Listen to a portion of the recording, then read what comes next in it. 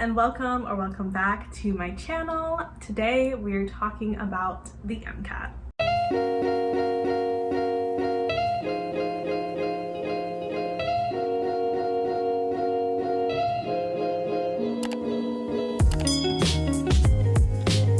The MCAT is hard, but the MCAT is important. If you're pre-med, you probably know the ad that I'm referring to and hear it all the time.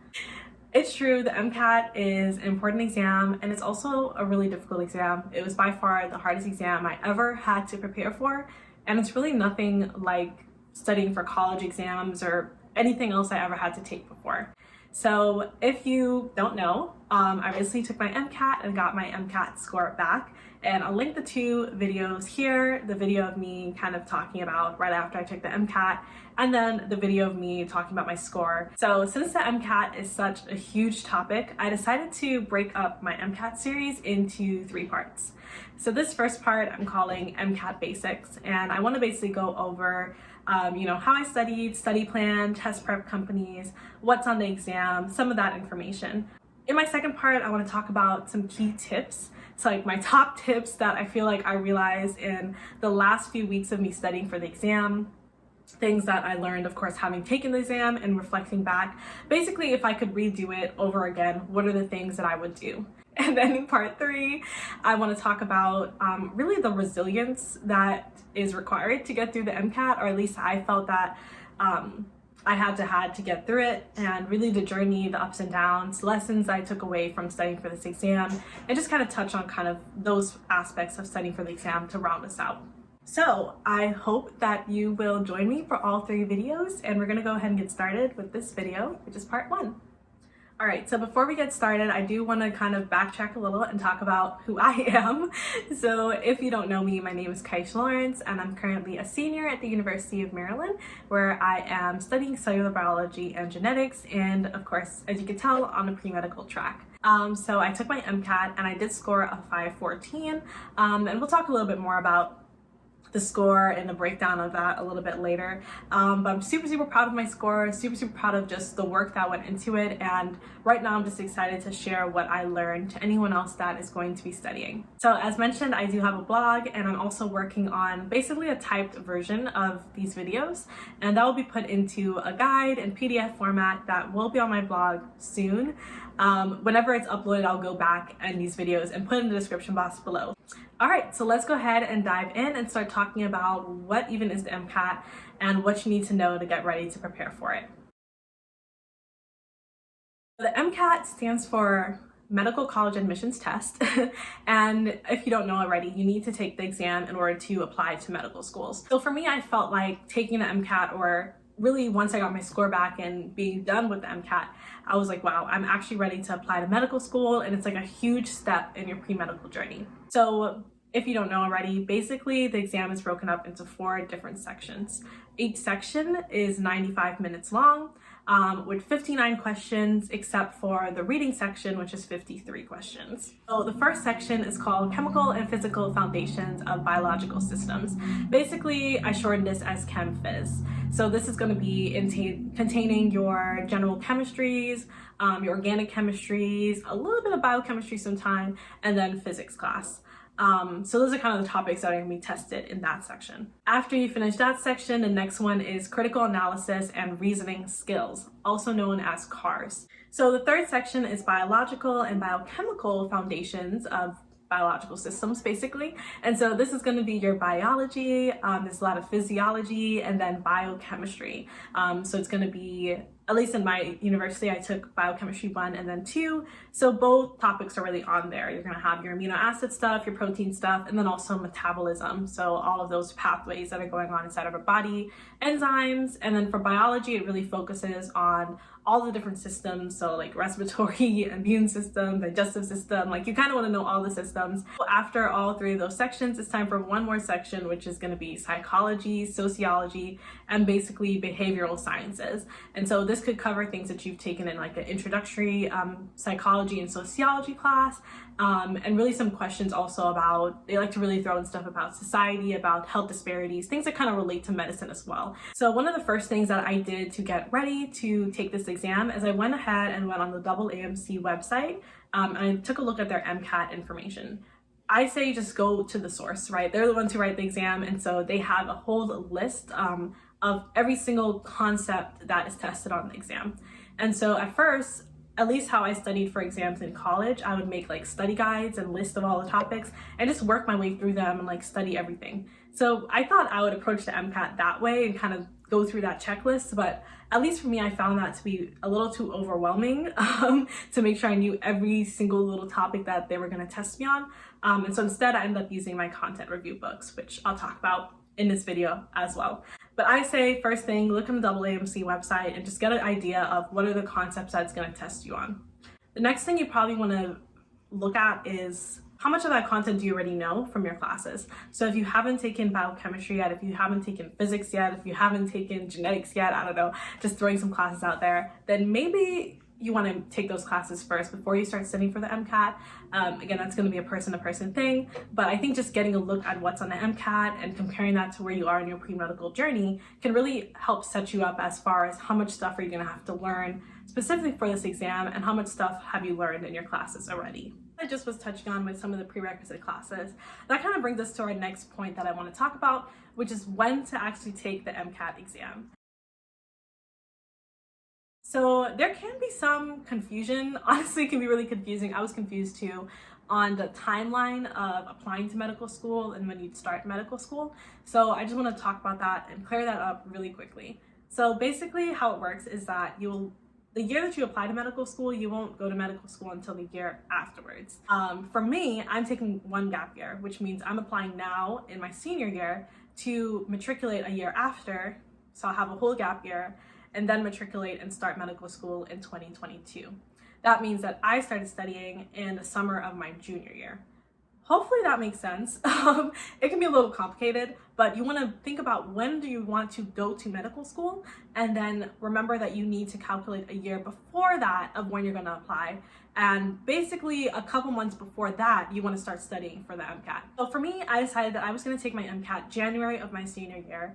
And I thought January would be a good time because I could have the fall semester to study, and then I would have winter break as a time where I could really dedicate to studying, then take it right before spring semester starts. And that way I had all of spring semester to either study for a retake exam if I had to retake it, and two, to focus on my application. So personal statement, applying, all that stuff that I'm doing right now that I'm gonna do another video about too. This I all thought about in the spring of my junior year, kind of planning out and thinking ahead. So once I knew when I needed to take my MCAT, the next thing is now forming a study plan. And this can definitely be one of the most overwhelming parts of the process, apart from probably studying and taking practice exams. I remember seeing, like I mentioned, the list of all the concepts that are on this exam, and it's like, how am I going to learn all of this?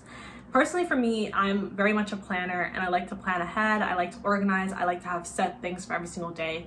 That kind of gives me peace and lowers my anxiety. And so putting a plan together really helped me feel like I had control of the situation. So what I did is I definitely went on, I believe, Kaplan's website. A lot of the test prep companies will have this. I looked at Kaplan, and they had these set like example study plans, 3-month study plan, 6-month, 9-month, etc. So I kind of looked at the overall guide of what they suggested, and I tried to fit that in with what I knew I had going on. For me, I had a summer course that I was taking. I was taking mammalian physiology in 6 weeks. So that was basically like insane. I couldn't do anything else but study for that all day long. So right now I want to go over what was the plan that I thought I would do, and then I'll kind of reflect on what actually happened. So you can kind of see how even when you plan, things might change.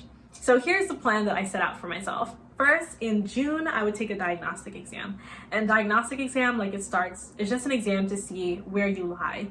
So then I thought in July, after I finished my summer course, I would start more of content reviews, so kind of reading over the content. And then the end of July, I would take another diagnostic exam. And I only took 2 because the first one I took with Kaplan, and I took the second one with Blueprint, just to get an idea of 2 different test prep companies, is it the same vibe going on?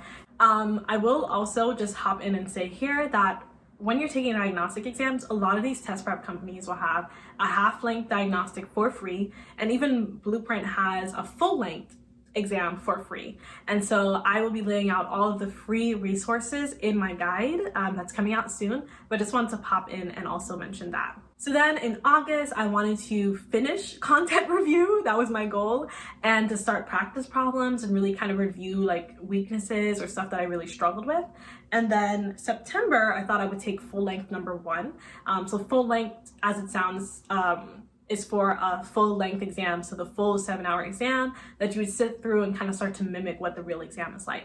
So I thought I would start that in September and then review that and kind of start practice problems. Same in October, I would take full length number 2, review that, a lot of practice problems, kind of same idea in November. And then by December, I thought I would take a full length every other week. So really like bumping it up the time between them. And then I thought by January, I would really just be like ready to go. You know, I knew all the content, I practiced everything and just keep doing full lengths like every week leading up to the exam. And I was like, boom, I'll be ready in January 21st was my MCAT date, you know, sweet. So that plan I think was really realistic. But once I started my semester, it definitely didn't really end up that way. So I'll compare now and let you know what my actual overview look of my study plan really was. So I did take the diagnostic in June. I did start content review in July and took the second diagnostic, and I also was doing content review in August. And I'll go ahead and put on the screen a look at kind of what doing content review was like in August, but I'll touch on content review at the end of this video as well. And once it was September, I was of course back in college, and so I was still working through some of the books. I finished most of them, which is a good achievement. And actually for me, I was taking biochemistry 2 in my fall semester, and I was taking physics 1. So I was basically self-studying physics over the summer, and then I was in physics learning everything that, you know, I needed to know for the MCAT. And so that was also another challenge for me, just because I was taking trying to study for the MCAT while not having all my prerequisites done. And that's just because of my 4-year plan is like, I'm kind of like a semester behind where the typical 4-year plan is. So even though I was studying in my senior year, I still had to take physics, I was still taking biochemistry. So that was kind of another struggle in my personal study plan. So once we get to October was when I actually took my first full length, when I said I was going to take one in September. So plan kind of got pushed back a little bit. Anxiety was definitely getting pretty high. Trying to study within the semester and having a job and other responsibilities and stuff. But anyways, we made it work. A lot of practice problems all through November. And then by December, I'm like, my exam is in a month, but I had finals to study for. So at that point, I was just like, you know what? I need to focus on finals right now. I took a break off for Christmas, and really I studied for the MCAT super hard in January. So I feel like most of my tips that I'll be talking about in my second video honestly come from that last month. Not saying that all of the prep I did all those months before didn't make a difference, but I feel like it kind of is like the training, I guess, in a marathon, you know, that part's important. But it was like January was me actually running the marathon, and when like all my muscles were like actually really working, and when my score actually started to go up. So that's kind of what I'm going to talk about. But as you can see, you know, things don't really go exactly to plan. Again, I think it was really helpful for me to have a plan and for me to study for 6 to 7 months. Even if most of my like really hardcore studying happened at the end, it was still really helpful to have all that content review done, to have been constantly doing the practice problems, and to have taken my first full length a couple months before. A big thing with taking the full length exams is really, it's also practice of just taking the exam, practice of sitting there for 7 hours, practice of reading all those questions and keeping that stamina up. And so the fact that I was still doing that from October, even if my score wasn't going up, it was still really, really good practice. So by the time I was in January and I was really, really like focusing on increasing my score and targeting my mistakes, I already had all of that training, we can call it, done. So that's what I wanted to say about kind of the study plans. And now I want to kind of talk a little bit more about content review. All right, so content review, AKA reading all of these darn books. In these books, Kaplan basically goes over the information that the AAMC says that you need to know for the MCAT. And as you can imagine, it's a lot of information. So The whole purpose of content review and why it's called review is because, as I talked about in the beginning of the video, a lot of your pre-med, pre-reg classes do cover this content. You know, you've taken your general chemistry and you've taken your biology classes. You may or may not have taken psychology and sociology. I actually did. So in those classes, it was one exam, or I guess even the final exam, but you never had an exam of all of the classes all in one. So what I did for this is I would try to get through 2 to 3 chapters a day. When I would read through the chapters, I would take some notes, and I'll go ahead and put them on the screen here. But I mostly took my notes as a way of just, I don't know, for me it's just when I'm reading, I just have to be writing something down. But I didn't really read through my notes afterwards. It more so was just a practice of while I was, you know, reading the chapters, if that makes any sense. I do think that it's important not to spend too much time trying to take detailed notes like you did in your undergraduate classes, because it's going to be simply too much information. My main focus was really getting through the books and making sure I knew what was on the exam. And if there was any topic that I really struggled with, then I would spend some extra time on that topic, watch a YouTube video, make sure I could solve the problems that were in the Kaplan book. And then I would just move on from that and go on to the next chapter because there were so many chapters to get through. So what I would do, and I'll put on the screen here as well, is Kaplan, I also had like the online version that came with the books. And so I would take the pre-chapter exam before I looked at the chapter to kind of see where I was at, what I remembered. And then I would take my post-chapter exam and just make sure that I actually improved my score after reading the chapter. And if there's anything I still got wrong, then I kind of would look into that topic more, spend a little bit more time on that. So I think that kind of helped me to focus on things that I actually struggled with instead of spending like, you know, several days on one chapter of one book when there were 7 books to get through. Overall, I think that that was a pretty good approach to content review. If I could go back, I would spend probably even less time on the content, just because I feel like I saw my most growth when doing practice problems and really that active studying. So another thing that I use for content review is Anki. And if you go on like any of the pre-med forums or even on YouTube, everyone talks about Anki for studying for the MCAT. And so I gave it a shot as well. So I just want to say that with all of these tips, and that's why I always have disclaimers on all my videos, this is just what worked for me. You know, I'm framing all of this around my experience because every single person's different, everyone studies different, and everything is going to work differently for each person. So while it seemed that everyone raved about Anki, I found it helpful, but it really wasn't my like, you know, die on a hill for Anki for content review. And I think for me, why it didn't help me as much is because when you're going through Anki, I'll try to go ahead and put a video on the screen to demonstrate, but you're just kind of clicking through the cards. And I feel like for me, it was very easy to just kind of keep on clicking through to get through them, especially when I was studying in my semester, because I felt like, okay, if I blocked out 30 minutes to do Anki in the morning, but I had a test that evening, or like there's a lecture for me to watch, and so I just felt like I had to get through my Anki cards. And I did find the behavioral sciences deck really helpful because there was a lot of information that, or maybe terms, new terms in every deck that I didn't know. And it was kind of more easy for me to learn those vocabulary. But as far as general chemistry and physics and some of the other subjects, I don't know that it really helped me all that much. Actually, in my last couple weeks of studying, I made my own deck of cards. Actually, let me go get them. Okay, so here are my flashcards, and these are ones that I made in my last couple of weeks of studying, like I said. And I don't know, it was more helpful for me to actually physically write stuff down. And I didn't spend a lot of time like going through these cards, but it was just the process of, as I was doing it, writing it out really helped me to remember it. And then as I would go through and review my full-length exams, I would be like, wait, I knew I wrote a card on that, right? And I would take out the card and like review it. And so it just kind of helped me to connect concept to question. And again, that helped me more than sitting at my laptop and clicking through cards. So I would say definitely try out Anki, and I will link below some of the card decks that I use. So they're pre-made decks. They have hundreds of cards, so it saves you so much time. Try it out, but if it doesn't work for you, don't use it, you know? I think I tried a lot to keep making Anki work for me when it just simply didn't work for me. The last thing that I want to talk about in this video are test prep companies.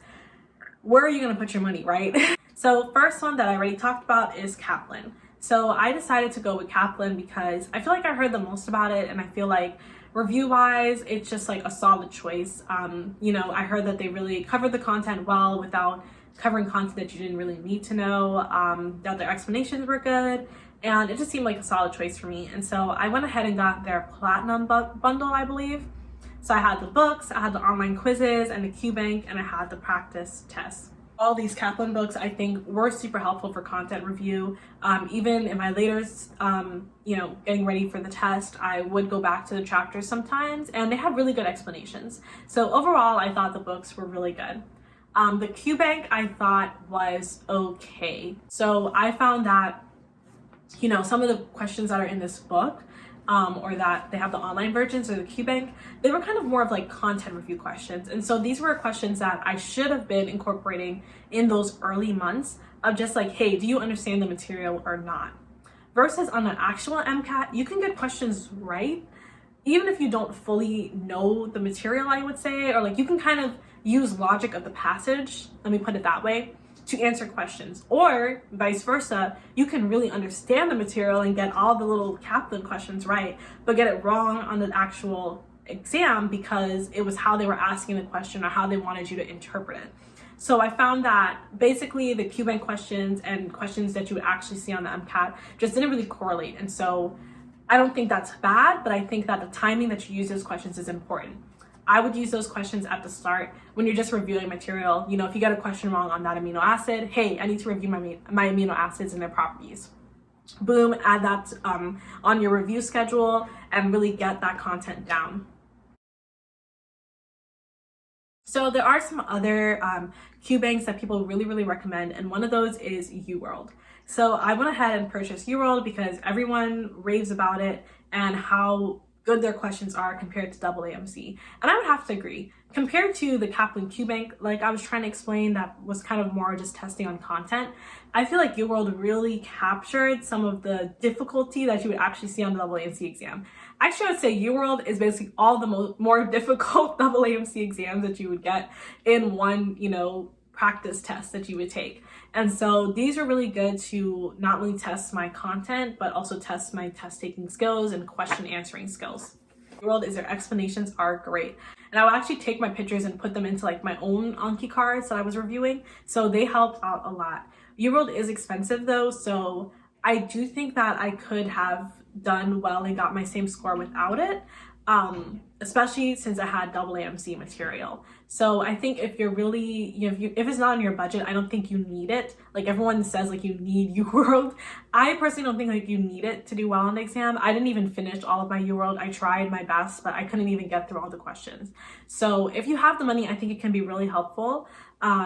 If you don't, and you're really on a budget, I say focus on purchasing what I'm going to talk about next. So the next thing that I got is actual AAMC MCAT prep material. I got this through the Fee Assistant program, and I just have to put a huge listen to this part because I feel like every single pre-med, especially if you're low income, should know about this program. So Fee Assistant program is basically, as it sounds, it gives you discounted MCAT. It gives you free MCAT material, as well as you can apply to 20 schools, the primary application for free, 20 medical schools for free. So huge, huge, huge. And I applied because of where my family lies on the federal poverty line or federal income and stuff. And so we were able to get those benefits. So I'll definitely suggest you check it out. Check out, your family's latest tax return and see if you will benefit from it, because it was a huge, huge help for my family and our budget as far as getting ready for the MCAT. I also found the AAMC material so incredibly helpful. The material is coming from the source. They write the exam, and so you can really understand their logic. A huge increase I saw with this was with CARS, for example. CARS on UWorld or Kaplan, I also use Blueprint. Oh, I'm going to talk about that next. My score was just not going up, and I was like, what is going on? I got my AAMC material and I took their CARS diagnostic, and it was like 200 questions, and I just sat and I kept doing CARS, kept doing it. And as I progressed just in that one diagnostic, I just got a hang of their logic. But for everything else, it was just really, really helpful. I did their section banks. They had also QBanks and then their practice exams. everyone should take the AAMC practice exams. I took 4 of them, and this you want to save for your latter part of studying. So I took one like basically every week in January, and then I would review it really in depth, and that's where I saw my score increase starting to happen. So I'm going to talk a bit more about how exactly I went about going through this material, reviewing the material, how exactly my score increased. Like, I'll break down the numbers and everything in video number 2. So go ahead and subscribe and check out that video. But again, in this video, I just want to say, make sure that when you're budgeting out what you're going to get to prepare for the MCAT, that you budget out or get fee assistant for the AAMC material. The last test prep company that I used was Blueprint. As I mentioned, my Kaplan stuff did expire in December, and I needed a couple more practice exams before. I didn't want to waste my AAMC material. I wasn't ready for them yet.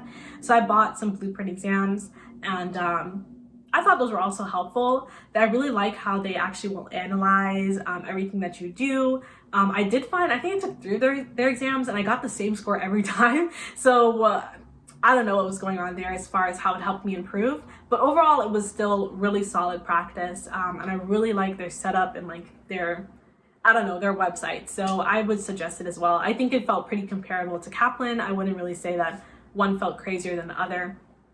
I think Chem Phys, my biggest thing with Blueprint though was their Chem Phys section was very math based. Like, I remember my scratch paper would just be full of math, trying to do all that mental math, and I felt like I would run out of time, versus the AAMC exams and even my actual MCAT.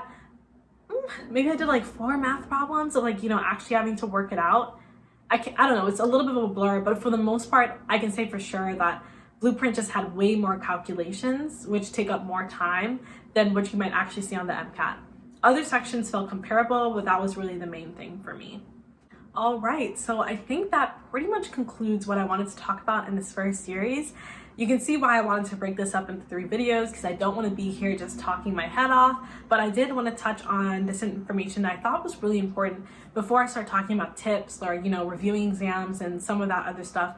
I feel like it was good to get some of these basics out the way. So I do hope that this was helpful and that you will check back next week for the next part of this series. I'm hoping to have them up one week after the other on Sunday. But for now, while we wait for part 2, I hope you'll go ahead and leave a comment and let me know what was helpful or any other questions that you have about the stuff that I talked about in this video. I know it's hard to cover everything, and I really tried to actually wrote out a script before filming so that I wouldn't just ramble, but that I would actually talk about important information that I thought was really important for me to share. So I hope that I was able to convey that and do that in this video. But if there are any other questions, please put them below, and I can also include them in the guide that I will be putting out.